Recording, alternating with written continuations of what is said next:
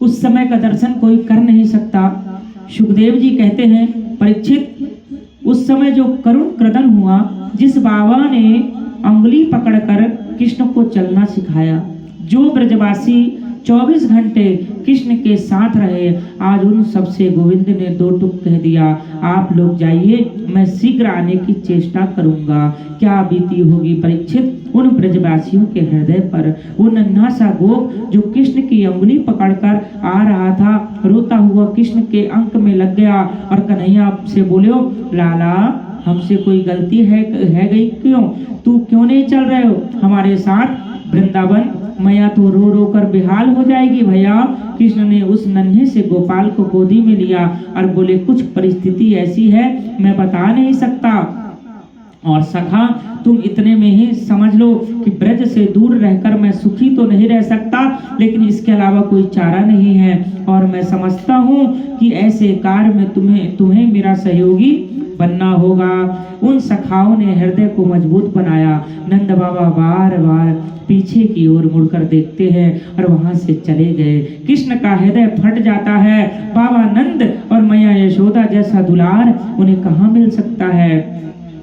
मैया देवकी ने कृष्ण के सिर के केस कटाए, मुंडन कराया, चौड़ी चोटी रखी, जनेऊ संस्कार दोनों भैया का हुआ। जनेऊ संस्कार होना ही चाहिए जब तक श्री कृष्ण ब्रज में रहे। सज्जनों, ऐसी तपस्वी का जीवन जिया कृष्ण ने। आप उसका दर्शन करें। 11 वर्ष 54 दिन का कृष्ण ब्रज में रहे, उतने दिन अपने चरणों में कभी पादुका नहीं पहनी, नंगे पैर रहे। कहीं वर्णन नहीं आता कि कृष्ण ने पादुका ब्रज में पहनी हो, लिखा ही नहीं। क्यों? क्योंकि कृष्ण को जितने सखा हैं उसमें 90% सखा नितांत विपन्न अत्यंत गरीब हैं। मेरे गोविंद ने सोचा, मेरे सखाओं के बीच में मैं यदि चरण पादुका पहनूंगा तो मुझे बड़े पाप का बेटा समझेंगे, फिर सख्य भाव कैसे होगा। चरण पादुका ही नहीं पहनी। इतने दिन जब तक श्री कृष्ण ब्रज में रहे तो अपने सिर के केस नहीं कटवाए। उनका संकल्प था कि जब तक ब्रजवासियों के पूरे संकट को दूर नहीं कर देता मैं सिर के केस नहीं कटा सकता। एक अनुष्ठान था कृष्ण का। और जब तक गोविंद ने ब्रज में वास किया, सिले हुए वस्त्र पहने नहीं, झीनी सी से दरिया ओढ़ ली, सूर्य श्याम कारी कमर पे चढ़े न तू जो रंग। क्योंकि कृष्ण के कितने भी मित्र ऐसे थे जिनका जीवन बिना वस्त्र पहने निकल गया। इतने गरीब मित्र कृष्ण जिनके शरीर पर एक एक साउथ कपड़ा नहीं है, उनके बीच कृष्ण ने सोचा दुशाला कैसे पहनूं। घर में माँ पहना देती तो वो भी उतार कर रख जाते। उनके संग तो कारी कमरिया ओढ़कर रहते थे। जब तक कृष्ण ने ब्रज में वास किया, परीक्षित अपने हाथ में तलवार नहीं ली, मुरली के अलावा कोई आयुध नहीं तलवार चलाई, न धनुष बाण हाथ में उठाया, न बलराम हाथ में लिए, बल्लम हाथ में लिया, फरसा हाथ में नहीं लिया, केवल मुरली। क्योंकि कृष्ण मानते थे कि ब्रज तो प्रेम का प्रदेश है, यहाँ हिंसा नहीं। जितने राक्षस कृष्ण को मारने आए, किसी को धक्का देकर मार दिया, किसी को उठाकर पटक दिया, यानी अपने शरीर का स्पर्श देकर मुक्ति की उनकी तलवार या धनुष से नहीं मारा और ब्रज में वास किया। कृष्ण ने परीक्षित अपने सिर पर सोने का मुकुट नहीं पहना, केवल मोर पंख लगाया। ना कभी ये का हार पहना, ना सोने का मुकुट पहना। मैं यशोदा उनकी बहुत सजावट करती थी, घर में उनके खुशी के लिए पहन लेते, लेकिन जैसे ही बाहर जाते तो मुकुट हार उतार कर रख जाते। कहीं ऐसा चरित्र तुमने कोई देखने को मिला? परीक्षित बिल्कुल नितांत विपन्न कौरिया के बीच में ऐसा बन गया। उन्हें लगे कि ये हमारा आज उसी का परिणाम है कि कृष्ण के मित्र जब लौट गए तो मार्ग भूल गए। मार्ग में कहाँ जा रहे हैं, किधर चल रहे हैं, पता ही नहीं, क्योंकि उनका मन तो कृष्ण के चरणों में बंधा हुआ है। गोविंद उनके हृदय में बैठा हुआ है। आज कृष्ण का जनेऊ संस्कार हुआ। कौन मुंडन करता है, कौन जनेऊ पहनता है, कुछ मालूम नहीं। उनको तो यशोदा रह रह कर याद आती है। बार बार एक ही बात याद आती है, कनुआ ए कनुआ। ऐसा सुंदर चरित्र पिताजी ने गोकुल में पढ़ने भेजा। कृष्ण सारी विद्याओं को कृष्ण ने पढ़ा, धनुर्विद्या को पढ़ा। वहीं सुदामा से मैत्री हो गई। लौटते से वो सुदामा को गले लगाया। गुरुदेव के मरे हुए पुत्र को यमपुरी से लाकर प्रदान किया। पंचजन्य नाम के राक्षस को मारकर प्रभु ने पांचजन्य नाम का शंख प्राप्त किया। सुदामा को गले लगाकर बोले मेरी मथुरा कभी आना। सुदामा ने कहा प्रयास करूंगा। गुरुदेव माता जी का आशीर्वाद लेकर कृष्ण आए। आकर माता पिता के चरणों प्रणाम किया, लेकिन जिस दिन से कृष्ण पढ़कर आए मन नहीं लगता, घर में बिल्कुल मन नहीं लगता। 24 घंटे याद आती है मैया यशोदा की। बरसों बीत गए, वृंदावन को छोड़े, हमेशा किशोरी राधा का स्मरण बनता है। किशोरी जी बार बार वंदन करती है। सरस किशोरी बरस की थोरी, रति रस बोरी कीजिए कृपा की कोर। यह जब मैं पढ़कर आए तो कृष्ण मन घर में नहीं लगता। नाम तो बहुत लंबा है। अनन्या ममता विष्णु ममता प्रेम संगता, भाव सा एव संत्रात्मा बुद्धि प्रेम निगतते। आज मैया देवकी ने कृष्ण के लिए भोजन बनाया और सोच रही है आज पहली बार लाला को अपने हाथ से भोजन कराऊं। ये भाव लेकर देवकी आई, लेकिन जैसे ही कृष्ण के कक्ष में प्रवेश किया, मैया देवकी को देखते ही कन्हैया ने मैया यशोदा की याद आ गई। मैया यशोदा का स्मरण हो रहा है। हिलकोरियां से कृष्ण रोने लगे, हिलकोरियों से गोविंद रोते हैं। मैया तो एकदम डर गई।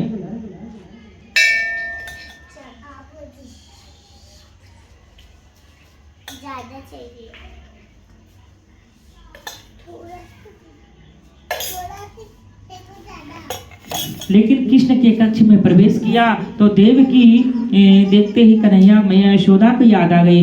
मैया यशोदा का स्मरण हो आया। हिलकियों से कृष्ण रोने लगे, हिलकियों से गोविंद रोते हैं।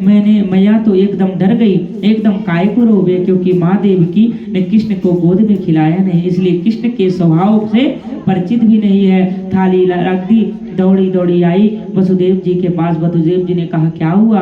देवकी बोली क्या बताऊं आपसे, आज पहली बार जीवन में कृष्ण को अपने हाथ से भोजन कराने लगी तो अपने हाथ से भोजन बनाकर ले गई, किंतु कन्हैया तो मुझे देखकर रोने लगे। सुनिए, जब मैं अविंतकापुरी से पढ़कर आया तो कृष्ण किसी से बात नहीं करता, कभी हंसकर प्रेम से किसी से बोलता नहीं है, अपने कक्ष में शांत गंभीर समाधि लगाकर बैठा रहता है। मुझे लगता है कुछ गड़बड़ है। माँ का हृदय ऐसा होता है, आप कुछ प्रयास करो। वसुदेव ने कहा मैं भी कैसे पूछूं, लाला के स्वभाव से परिचित तो मैं भी नहीं हूँ, क्योंकि गोद में तो मैंने भी नहीं खिलाया।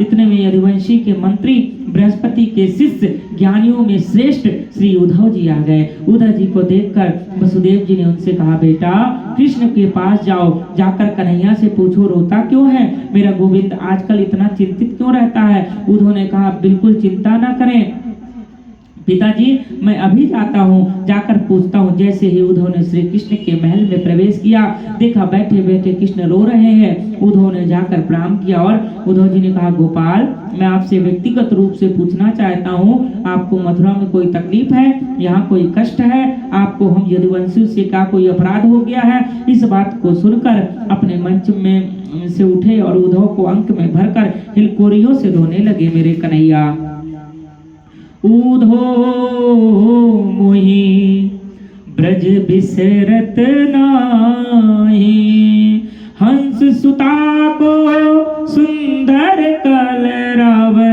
और कुंजन की छाई। उद्धो मोहि ब्रज बिसरत नाहि। मैं 1000 बार प्रयास करके भी उद्धव ब्रज को नहीं भूल पाता, अपने ब्रज का विस्मरण नहीं कर पाता। जब ही सूरत आवे वह सुख की, ब्रज के सुख की स्मृति मुझे होती है तो लगता है मेरा प्राण सुरक्षित क्यों है, मेरे प्राण बचे क्यों हैं। उद्धव मैं रोता तो इसलिए हूँ, निर्मल मन में अंतकरण वाले ब्रजवासियों के साथ मैंने कितना बड़ा धोखा किया।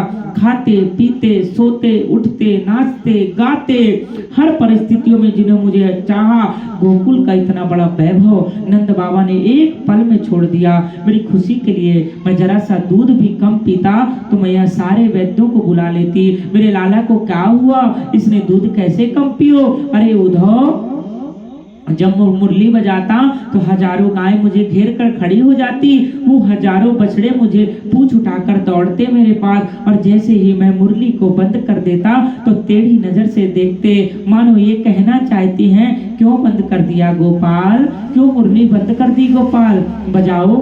शायद ऐसा कहना चाहती है इन ब्रज की गोपियों का सर्वस्व मैं हूँ, किशोरी राधा की मेरे ऊपर महती कृपा है, पर मैंने इतना बड़ा अन्याय किया। चलते समय मैंने यशोदा महान तपस्वी माँ से झूठ बोला, मेरी माँ मुझे हृदय से लगाकर जब रोने लगी तो मैंने मैया यशोदा से झूठ बोलकर कहा कि परसों आ जाऊंगा। क्या मैंने अन्याय नहीं किया, बस उसकी स्मृति मुझे होती है। अच्छा उद्धव एक बात बताओ, मुझे उन ब्रजवासियों की याद आती है तो इसका मतलब ये है वो लोग भी मेरी याद करते होंगे, यदि वो लोग मुझे याद नहीं करते तो मुझे उनका स्मरण नहीं होगा।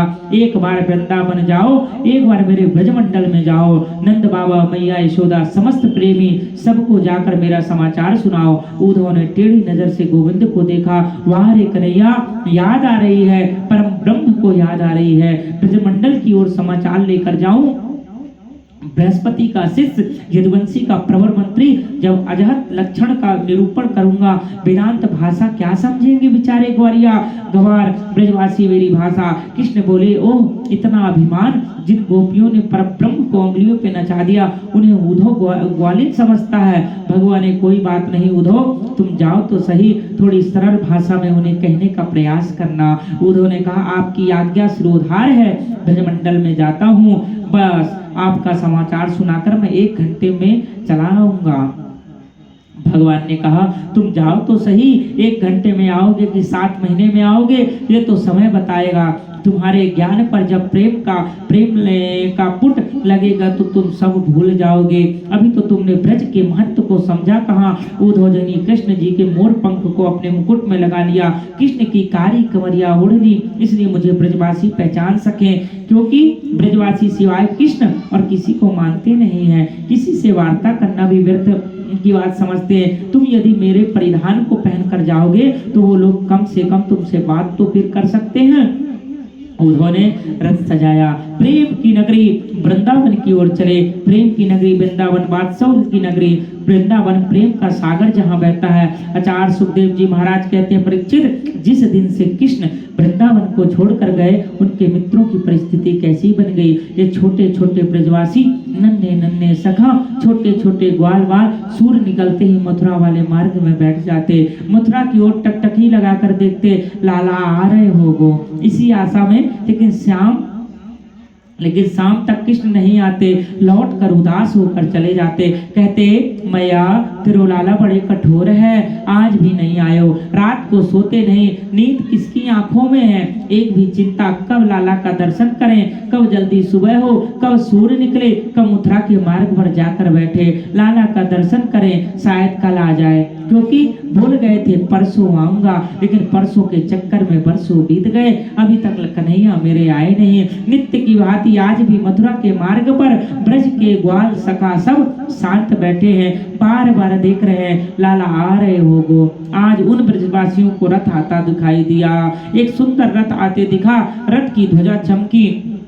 अब ब्रजवासी दौड़ पड़े, हमारे लाला आ गयो, कन्हैया आ गयो। एक बोलो, मैंने पहले ही कही थी वो हमारे बिना नहीं रह सके, वो तो आवेगो। अरे कैसे रह लेगे, जब हमको याद आवे तो वाको याद नहीं आवेगी क्या। सब ब्रजवासी दौड़ पड़े, एक नन्हा सा सखा झुंड में छुप गया। सखा बोले, क्यों रे लाला आयो रे, तू चलो क्यों नहीं, लाला के दर्शन नहीं करोगे। वह चुप कर बोला, आने दो लाला को, जब कन्हैया आकर मेरे चरण पकड़कर मुझसे माफी मांगेगो तो मैं गए, हाँ भैया गलती हो गई तब बोलूंगा, मैं कहे को परसों की कहकर बरसों हो गए, मुझे क्षमा याचना करे, मुँह को गले लगावे तब बात करूंगा, नहीं तो बोलना ही नहीं है। 2-4 दिन तो बात ही नहीं करनी, रूठ कर बैठ गया। जब ब्रजवासी दौड़ पड़े तो कृष्ण के मिलने के लिए, तो झुंड में जो झुककर बैठा था सज्जनों, उसने दौड़ते हुए ब्रजवासियों को जब देखा तुरंत झुंड से निकला और ब्रजवासियों से पहले रथ के पास पहुंचा गया। सखा बोले, तू तो यूं कह रहे थे कि मैं रूठ जाऊंगा। बोलो, रूठूंगा तो बाद में, पहले लाला के गले लग लूंगा, मैं पहले कन्हैया के गले लगकर अपनी बात तो कहूँ। जैसे ही रथ रुका, ब्रजवासियों ने रथ को चारों ओर से घेर लिया। रथ में किसी और को बैठे देखा, बोले भैया जी श्री कृष्णा। उद्धव ने कहा मैं जय श्री कृष्णा। सुनिए, मैं उद्धव हूँ, मथुरा से आया हूँ, कृष्ण का मित्र हूँ, गोविंद ने मुझे भेजा है, आप लोग बता सकते हैं मैया यशोदा का दर्शन कहाँ सुलभ होगा। ब्रजवासी 2 मिनट तक मौन रह गए। उद्धव से बोले वाह अरे कन्हैया, परसों की बात याद भी आई तो मित्र को भेजा। उद्धव ने कहा आप लोग अन्यथा मत समझिए, मैं सत्य कहता हूँ, आप लोगों का स्मरण होता है, उन्हें इसलिए गोपाल ने मुझे भेजा है। आपके पास मैया यशोदा से मिलना है, नंद बाबा के दर्शन करने हैं। ब्रजवासी बोले उद्धव, माँ यशोदा के महल का मार्ग बताना जरूरी नहीं है। लाला की याद में रोते रोते जिसके नेत्रों की ज्योति समाप्त हो गई, कृष्ण की याद में रोते रोते जिसकी श्रवण शक्ति कमजोर हो गई, उस माँ यशोदा के महल का मार्ग बताना जरूरी नहीं है। उद्धव ने कहा तो मैं पहुंचूंगा कैसे। ब्रजवासी बोले तुम्हें पानी बहता दिखाई देता है, नीचे पानी बह तो जा रहे हो, तुम्हें दिखाई देवे। उद्धव बोले हाँ, तो बस इस पानी का जहाँ अंत है वही यशोदा का महल है, क्योंकि ये कोई पनारे का पानी नहीं है, कोई नाले का पानी नहीं है। उद्धव, मैया यशोदा, नंद बाबा, हजारों गोपियां, किशोरी राधा नेत्रों के बहने वाली धारा है, इसका जहाँ अंत दिखाई दे वो यशोदा का महल है। उद्धव ने सोचा ऐसा आकर्षण मैंने पहले कहीं नहीं देखा। उद्धव जी रथ से नीचे उतरे, धीरे धीरे यशोदा के महल की ओर जा रहे हैं। 85 चौक वाला नंद रानी का महल, जिस महल में कभी नाचे नंदलाल, नचावे हरि की मैया। धीरे धीरे मैया ताली बजाती, गोविंद नृत्य करते। 85 चौक वाला अद्भुत महल आज सुना हो गया। ब्रजवासियों ने कहा उद्धव, ये जो विशाल महल दिखाई देता है नंद रानी का, उस महल के सामने जो माला लेकर बैठे हैं नंद यशोदा यही है। सुनो भैया, 2-2 महीना हो जाते हैं बिना कुछ खाए पिए, थोड़ा जोर से बोलना लाला, यदि याद में रोते रोते श्रवण शक्ति कमजोर हो गई है। उद्धव ने नंदरानी के महल में प्रवेश किया। आचार्य सुखदेव कहते परीक्षित, उद्धव ने जैसे ही नंदरानी के महल में प्रवेश किया, उनके महल के कोने से जय श्री कृष्णा आवाज निकल रही है। उद्धव जी देखते रह गए इस विचित्र प्रेम आकर्षण को। सामने नंदरानी माला लेकर बैठी है, हाथ में। उद्धव जी ने जाकर चरणों को प्रणाम किया और कहा मैं उद्धव प्रणाम करता हूँ, मथुरा से आया हूँ, मेरा प्रणाम स्वीकार करो। जैसे ही उद्धव ने जोर से प्रणाम कहा, यशोदा ने हाथ में माला छूट गई, चिल्लाकर बोली धीरे बोले, धीरे, इतनी जोर से काहे को बोले, यदि जोर से बोलोगे तो मेरे लाला की नींद खुल जाएगी। आज गोविंद बड़े परिश्रम से सुलाया हूँ, सवेरे से कभी माखन मांगे, कभी चंदा मांगे, कभी बहू मांगे, ऐसा पालना में सुलाई हूँ, तुम जोर से बोलोगे तो नींद खुल जाएगी। उद्धव ने कहा हे भगवान, जिस गोविंद को मथुरा छोड़कर आया, यशोदा बोल रही पलना में सो रही है। उद्धव ने उसके गान की पहली सीढ़ी खिसक गई। मैया से बोले मैया, आप कह रही हैं गोविंद मुझ को छोड़कर कहीं नहीं जाए, चलो तो तुम्हें दिखाऊं। उद्धव ने लेकर मैया जैसे ही पलना के पास पहुंची, धड़ाम से गिर पड़ी, रोते हुए बोली उद्धव, मैं कैसी पागल हूँ, लाला तो मुझ को छोड़कर चलो गए हो बरसों पहले, लेकिन मैं क्या करूँ, वही पलना है जहाँ मैं गोविंद अपने हाथ से सुलाती थी, वही रसोई घर है जहाँ मैं भोजन अपने हाथ से बनाती थी। मेरो लाला रसोई घर के द्वार पर आकर बैठ जा तो मैया एक पकौड़ी मौको दे दे।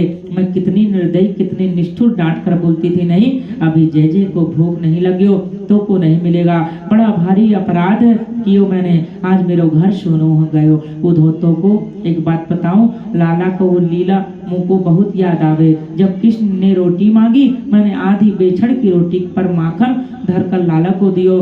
दूरी धरे अंग सोहत श्याम जू, कैसी बनी सिर चूनर चोटी,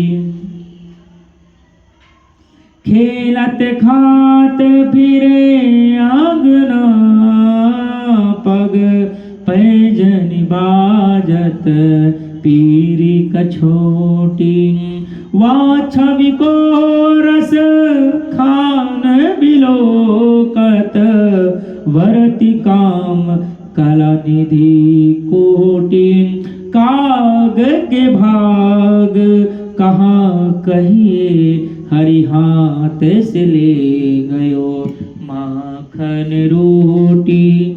मैंने माखन रोटी जब लाला को दी, लाला ठुमुक ठुमुक आंगन में नृत्य करे और माखन